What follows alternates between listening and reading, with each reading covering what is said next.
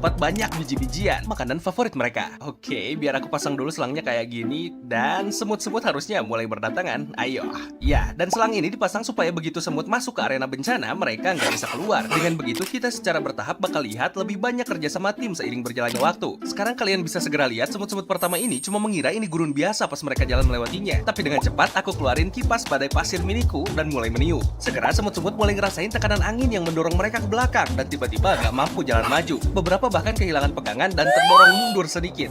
Kalian bisa tahu kalau badai pasir bikin mereka semua tertahan di sisi kiri kandang ini. Wah, kipas mini ini keren banget buat representasiin badai pasir. Tapi enggak, disinilah bagian menariknya. Karena sekarang setelah mereka tahu badai pasir lagi terjadi, gimana mereka bakal cari cara buat sampai ke biji-bijian ini. Sementara sebagian besar semut terus mencoba jalan maju dan terhempas ke belakang. Yang menarik, banyak semut berkumpul di area belakang dekat ranting-ranting. Dan banyak dari mereka sebenarnya mulai memanjat ke ranting itu. Kalian lihat, kipas nggak benar-benar meniup semut ke belakang saat mereka berjalan di ranting, karena pegangannya jauh lebih baik di sana. Tapi ya, begitu mereka turun dan berdiri di atas pasir lagi, mereka bakal terhempas ke belakang. Tapi semut-semut mulai belajar kalau mereka perlu tetap berada di atas ranting. Jadi, banyak yang mulai berkumpul dan berbaris menuju sisi kanan tempat semua biji-bijian berada. Faktanya semut ini sudah sangat dekat ke biji-bijian pakai metode ranting. Dan ya, dia berhasil sampai ke ngarai batu kecil dan hampir sampai ke biji-bijian. Oh my god, semut yang lagi memanjat sekarang ini benar-benar hebat. Aku meniup kipas ini kecepatan maksimal ke arah dia dan dia cuma nempel di batu ini. Dan pas aku lengah bentar aja, si Bung ini langsung lari buat ambil biji-bijian. Benar-benar lari lurus ke arahnya.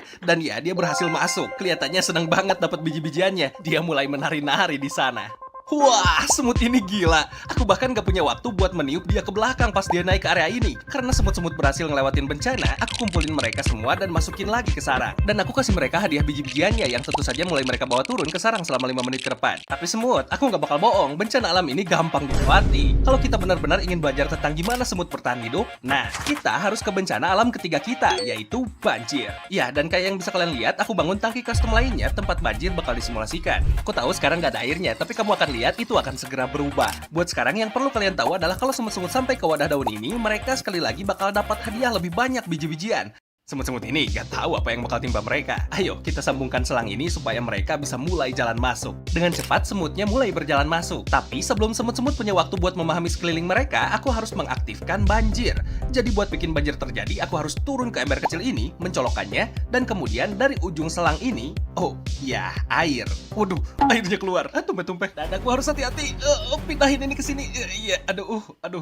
Mantap. Mirip kayak kehidupan nyata, banjir bakal menutupi jalur buat semut pas